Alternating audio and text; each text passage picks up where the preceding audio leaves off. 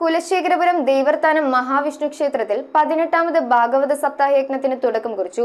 തിരുവിതാംകൂർ ദേവസ്വം ബോർഡിന് കീഴിലുള്ള ക്ഷേത്രത്തിൽ ജനുവരി 21 മുതൽ 28 വരെ നടത്തപ്പെടുന്ന യജ്ഞത്തിന് വിമൽ കന്യാകുമാരിയാണ് യജ്ഞാചാര്യൻ.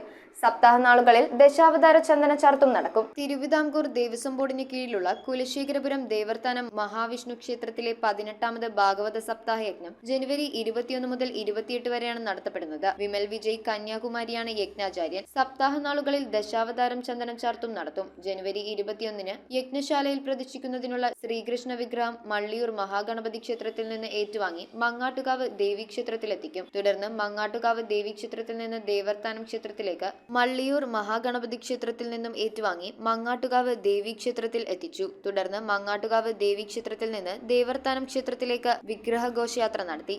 സപ്താഹയജ്ഞത്തിന്റെ ഭദ്രദീപ പ്രകാശനം Thiruvithamkoor Devaswom board secretary G Baiju നിർവഹിച്ചു. ഉപദേശക സമിതി പ്രസിഡന്റ് NK ദാസ് അധ്യക്ഷനായി. വരാഹാവതാരം, നരസിംഹാവതാരം, ശ്രീകൃഷ്ണാവതാരം, ഗോവിന്ദ പട്ടാഭിഷേകം, രുക്മിണി സ്വയംവര ഘോഷയാത്ര, കുചേല സത്ഗതി, അവഭൃത സ്നാന ഘോഷയാത്ര എന്നിവയും സപ്താഹ നാളുകളിൽ നടത്തും. വാർത്താ സമ്മേളനത്തിൽ ക്ഷേത്ര ഉപദേശക സമിതി സെക്രട്ടറി AS ഷാജി ആനക്കുഴി, സപ്താഹ കമ്മിറ്റി ചെയർമാൻ ഗിരീഷ് കുമാർ മായ സദനം, രാജീവ് പുത്തൻപുര, ജയേഷ് വല്ലത്തുംകുഴി എന്നിവർ പങ്കെടുത്തു.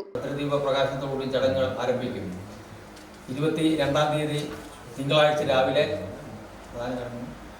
നരസിംഹ അവതാരത്തോടുകൂടി മറ്റു ചടങ്ങുകളും ആരംഭിക്കും. ഉച്ചയ്ക്ക് അന്നദാനം, വൈകുന്നേരം പ്രഭാഷണത്തോടുകൂടി അന്നത്തെ ചടങ്ങുകൾ, പ്രധാനപ്പെട്ട ചടങ്ങുകൾ തീരും.